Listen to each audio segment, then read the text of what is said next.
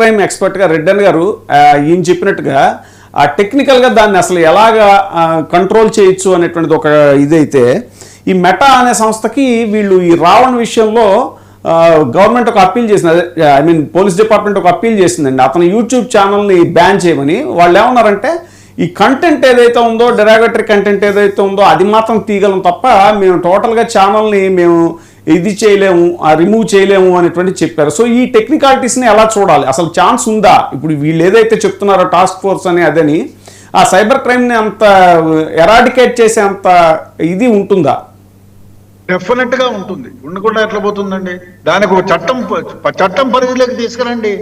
తీసుకొస్తే డెఫినెట్ గా you have to ban.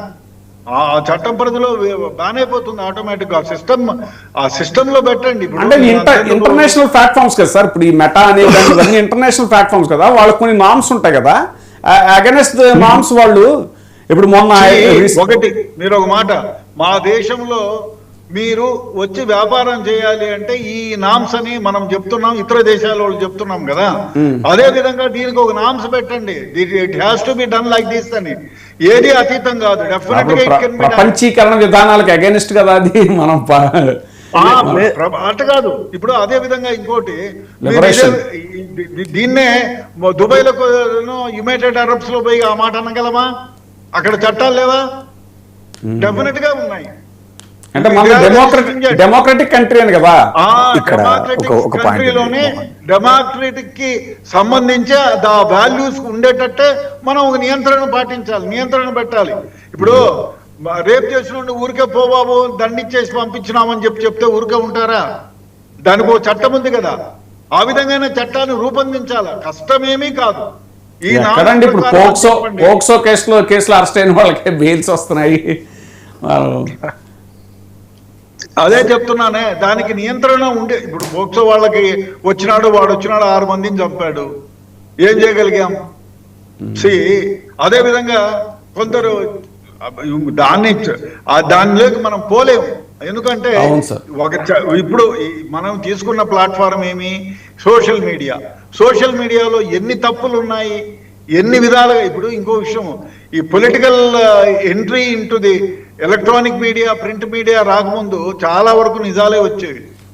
వీళ్ళు వాళ్ళపైన దుమ్మెత్తి పోసుకొని వీళ్ళపైన దుమ్మెత్తి పోసుకోవడం కోసం వాళ్ళ చేతిలోకి ఒక ఆయుధం కావాలని సోషల్ మీడియా కూడా కొందరు పెట్టుకున్నారు, కొందరు ఎలక్ట్రానిక్ మీడియా పెట్టుకున్నారు, కొందరు ప్రింట్ మీడియా పెట్టుకున్నారు. అందుకనే చాలా మంది ప్రజలు అబ్బా వీళ్ళు వాళ్ళు తిట్టుకుంటారు, ఎందుకు వచ్చిన గోలో ఈ పేపర్లే వద్దు, ఈ న్యూసే వద్దు అనుకునే పరిస్థితికి దిగజారింది. అందుకనే నేను చెప్తానంటే నియంత్రణ ఉండాలి. మీరు ఫ్యాక్ట్ ఫైండింగ్ కమిటీ లాగా ఒక నియంత్రణ చట్టాన్ని కావాలి. అది లేకపోతే భ్రష్టు పట్టిపోతాం.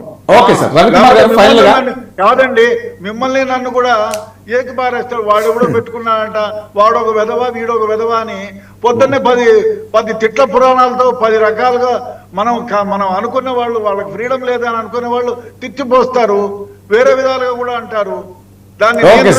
ఒక్క నిమిషం సార్, ఒక్క నిమిషం రెడ్డన్ గారు, రవికుమార్ గారు, ఫైనల్ గా ఒక్క నిమిషం.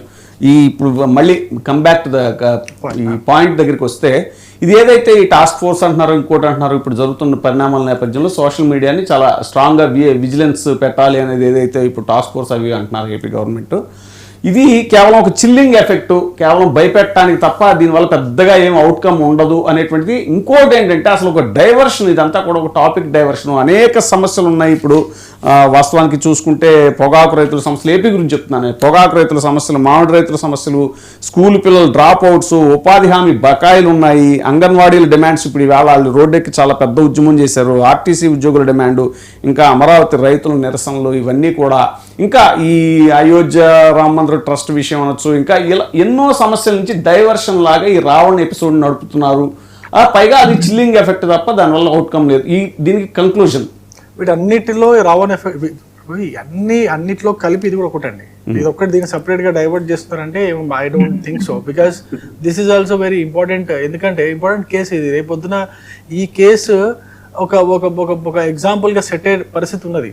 ఆంధ్రప్రదేశ్ రాష్ట్రంలో కావచ్చు, తెలుగు రాష్ట్రాల్లో కావచ్చు. రేపొద్దున కేంద్రం కూడా తీసుకొని దీనికి ఇప్పుడు ఇంతకుముందు ఇది అన్నట్టుగా ఒక రెగ్యులేటర్ని, ఇప్పుడు ఇట్లయితే ఐఆర్డిఏ లేకపోతే సెబీ కావచ్చు, లేకపోతే ఆర్బీఐ కావచ్చు, లేకపోతే రెరా కావచ్చు, రియల్ ఎస్టేట్కి రెరా కావచ్చు, ఇట్లయితే రెగ్యులేటర్స్ ఉన్నారో, నియంత్రణ సంస్థలు ఉన్నాయో, ఆ నియంత్రణ సంస్థల్లో ఒక సంస్థని సపరేట్గా ఏర్పాటు చేసి సోషల్ మీడియాని కంట్రోల్ చేసే విధంగా, సోషల్ మీడియా నామ్స్ని స్ట్రింజెంట్గా చేసే విధంగా ఏమన్నా వస్తే బాగుంటుంది అనేది మంచి సజెషనే.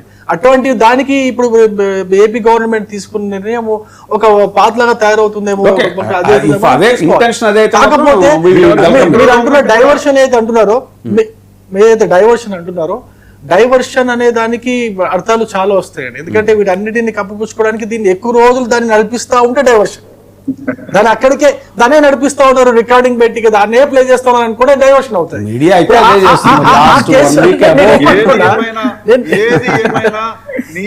రవి కుమార్ సూట్ గా చెప్పలేకపోతున్నారు. ఒకే వర్డ్ కాదు.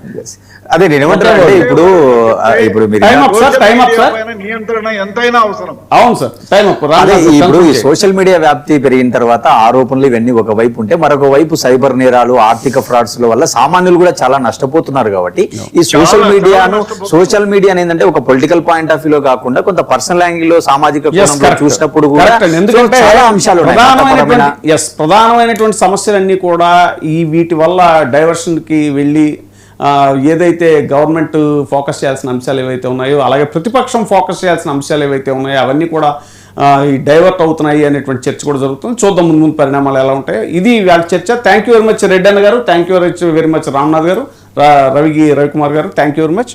చూస్తూ ఉండండి 99 టీవీ.